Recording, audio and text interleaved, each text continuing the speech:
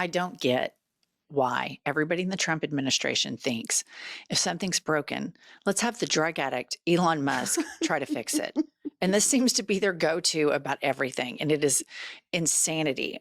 Put up this headline from Fox.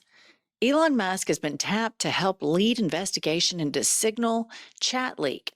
And then the DCC responds, it must say dumb fucking idiot written across all our foreheads.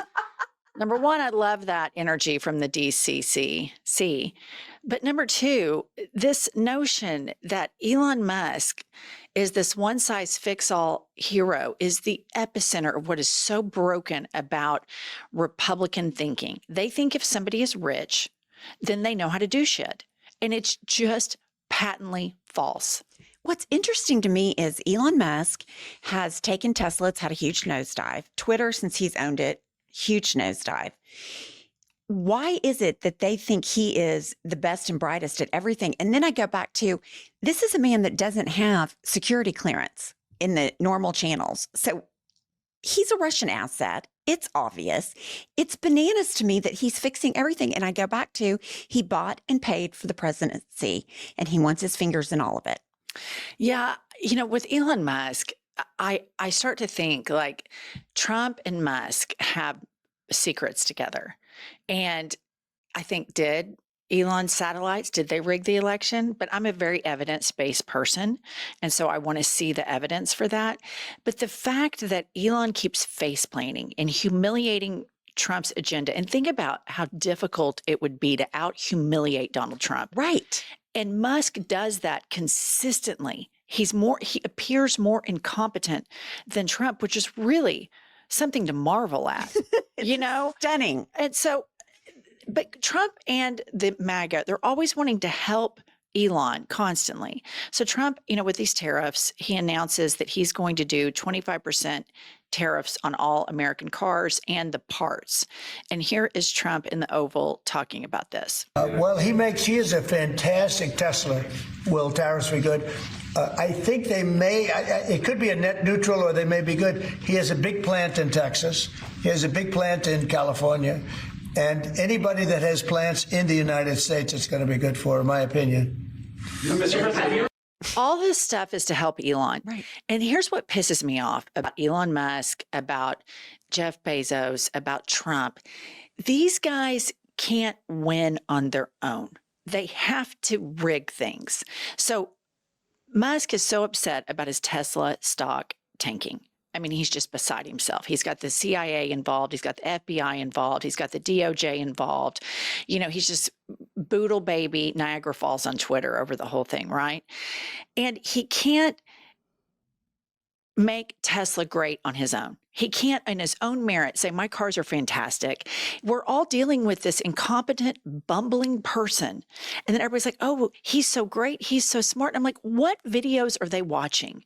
Like, how is it that the American public is so disillusioned when they see someone so incompetent, fumbling around, can barely even string together a few sentences, and they think, oh, this is the guy that needs to be in charge of things. And then he always has to rig everything and have Trump help him, or he gets government subsidies. All of our taxpayer money goes to this guy's rewarding himself government contracts.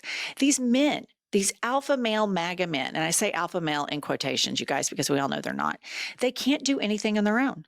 No, I mean, we've had Pam Bondi, the attorney general, is now calling property damage to a Tesla domestic terrorism. You've got the commerce secretary saying, oh, you've got to invest in Tesla.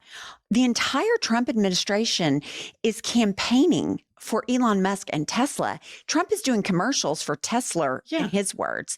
But my thought goes back to Elon Musk owns Trump.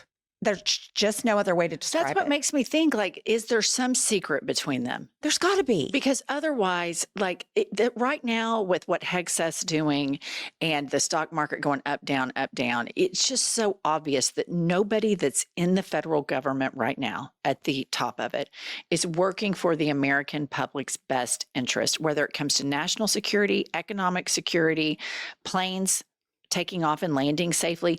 They do not give a shit about any of that. It is the blind leading the blind at a scale that I have never seen. If this were in a movie, you would think this is so unrealistic, Right. that a country that has that much money, that much power, a population of 340 million people, and these are the people that they think should be in charge. Okay.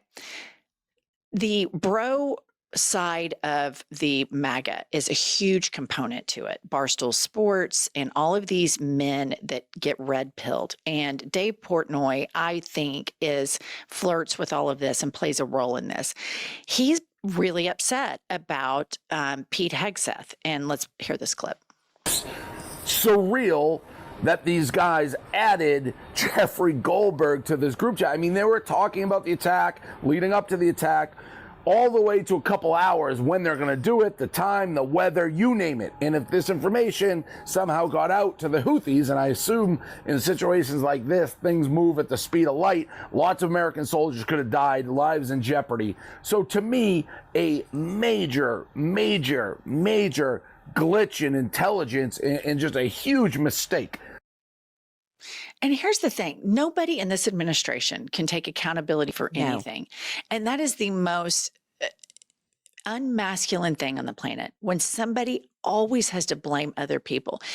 It is a titty baby parade. It is a micro penis parade with these men. They stand around constantly and blame, oh, it's the journalist. Oh, it's this person. Oh, it's that person.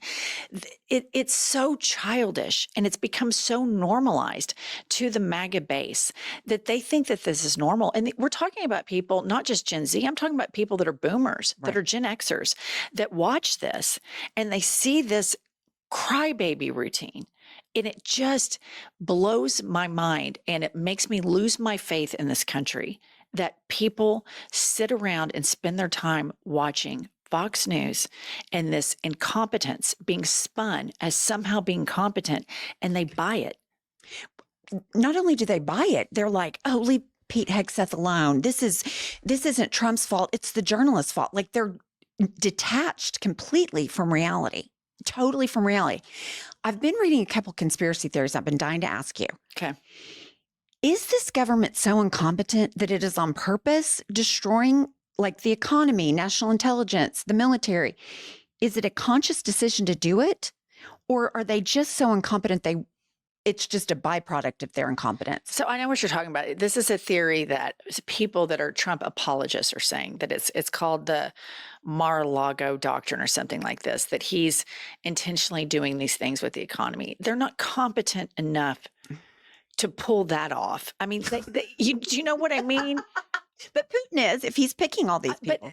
But I think the goal, first of all these people are billionaires, so they don't understand what working class people that have kids and jobs and their parents don't have massive amounts of wealth that can help them. They don't understand what that is. So there's no empathy from anybody in that administration towards a working class human being, much less anybody who's, a marginalized person. And I think that the intentional breakdown of the tariffs and all of this, I think Trump, anybody can get a seat in front of him. You've got like that Scott Bessent, who's clearly a nut. He's like, hey, I've got a great idea. You're so great, though. Your hair looks great. Your makeup looks great. I think he's so easily able to manipulate. He's easily manipulatable that he goes along with all of this stuff. But I do think that the end game for Putin is for the United States to be a mess and to kind of have a civil war, which we are via propaganda right now, psychological war within the country. And it's been successful in that regard. But I don't think that this administration is competent enough to say, hey, we're going to flood the zone, but it's all, the 4D chess that they're talking about.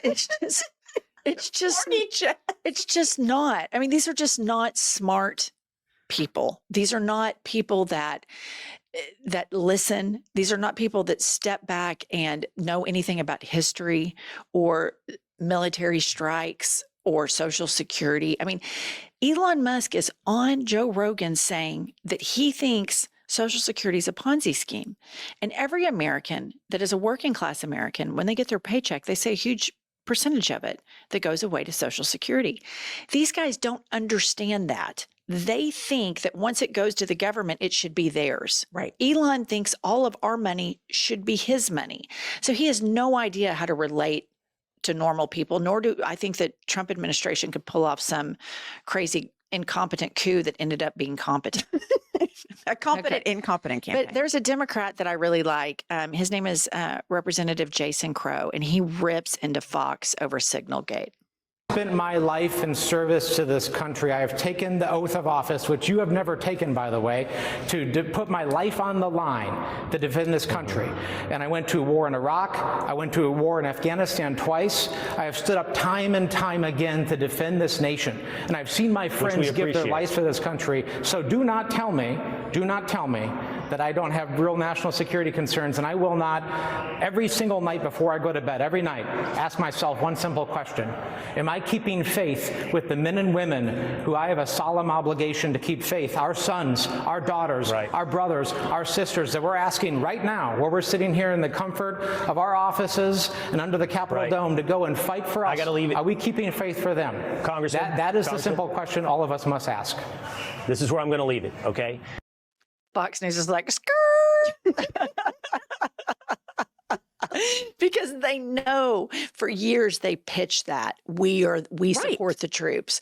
Look at this person served and that person served. And they know how breathtakingly dangerous and incompetent this shit is. And they have to sit there and spin it. You would think that would give them pause, but it doesn't. They're sitting there bragging about, oh, well, the Trump administration, there's just so much transparency. Or it's crazy when I'm looking for news stories for us to talk about here. I'll get on Blue Sky, I get on Twitter, and because Elon has the algorithm so rigged, you're going to see a bunch of right-wing shit. And it's crazy when you see these huge right-wing accounts and how they spin it. And they're like Hegseth and Waltz and Rubio, they're so smart. They're over there playing 75D chess. Right. And they say it over and over. It's so ridiculous. Okay. But I do think it's important for Democrats to go on Fox. Agree. I think that's important to at least try to break through, because Fox is the origin of all of the MAGA cult. And MAGA is a cult of cruelty. That's what it is. They like all of this shit because it's mean. Fox is mean to the people they want to be mean to. Trump is mean to the people that they want to be mean to. And it's just a contagion and a cancer. Okay. Last up, well, two more things. This will be a little bit longer for you guys. Okay. The FBI is now turned into a rent-a-cop service for CEOs. They're spying on social media posts it considers threatening to corporate executives, per new FBI assessment obtained under the Freedom of Information Act. So think about that. If you want to post, this is where the First Amendment is, the attacks on the First Amendment are coming. Because if you want to post like your health insurance company dicks you over and they didn't cover something they were supposed to cover, or you're pissed off at Jeff Bezos because he, went and kissed the ring, or you're pissed off at Mark Zuckerberg, you should be able to post it. Not in this world. And it's unbelievable because Elon Musk is pro-free speech. Oh, that's a ruse. That's such he's pro-free speech as long as it's for him. But if you talk bad about Tesla, Pam Bondi's going to come get you. All of these guys act like they're so free speech, and they have a media echo chamber that is 5 times, 6 times the size of the left-wing media echo chamber. And they scream censorship all the time. Yes. We wish we could censor them. We wish we could get these people to shut the fuck up. It's all projection. Everything they say about the First Amendment, free speech absolutists. He was just canceling accounts in Turkey over the whole Erdogan thing. So Elon Musk, whenever he doesn't want information out, he games the algorithms. He is the antithesis of free speech absolutists. But Tim Miller over at the Bulwark had a great tweet, and this is about the Pete Hegseth. And he says, if a Black lesbian soldier had texted the exact time we were planning to bomb Yemen to a woke anti-Trump reporter, what do you think Pete Hegseth would be calling for today? Can you even imagine? Can you even imagine the meltdown at Fox News? Can you imagine Elon Musk's meltdown on Twitter? These people, this person would be arrested so fast, Kristi Noem would have them in a headlock down at El Salvador. That's what we're talking about here. These people do not give a shit. This is the same Fox News and that whole right wing. We're still talking about George Soros when they've got their billionaire. They're still talking about Hillary Clinton's emails. Right. I mean, and Hunter Biden and Joe Biden. I mean, every chance Trump loves to be like in election mode. Every chance he can get, he loves to bring up Hillary or Joe Biden. I mean, they cannot get over stuff. They have to have an enemy at all times. And here's what's so scary about it. If you look at our state, we've lost abortion. Guns have more rights Absolutely. than women do. And you have Bibles in the classroom, 10 commandments on the wall. And as they keep moving the goalposts, what's left for them to win is pretty grim. It's very grim. I mean, it's really, and furthermore, back to Tim Miller's tweet, knowing that what I've seen all of this group of white men do, now I know why they're so terrified of DEI. Right. Because they're so incompetent, because the system's been rigged for them their entire lives. They've never had to hit a bottom. They've never had to struggle. And so here they roll out and they think all of this is going to be easy and governing is going to be easy. And it's not. Well, they think, well, we're white men and we're the patriarchy and we have all the power. So they look at DEI and they're like, wait, they're way better than we are. We have to attack it. Plus they're racists. I mean, And misogynist. and misogynist and homophobic and just mean. But it is interesting. Like, can you imagine the resume of Lloyd Austin, who was Biden's Secretary of Defense, versus Pete Hegseth? If you just looked at the resume, who would the DEI hire be? No question. No question. I think it was Bob Woodward said that the star of the Biden administration, hands down, one of the most qualified people that he interviewed that was just an amazing secretary, was Lloyd Austin. And I believe it was Bob Woodward of Washington Post fame. But anyway, all right, that's all we have for you guys. And we will see you all later. Please subscribe to our channel. As you know, we're trying to get to 1 million subs. Bye.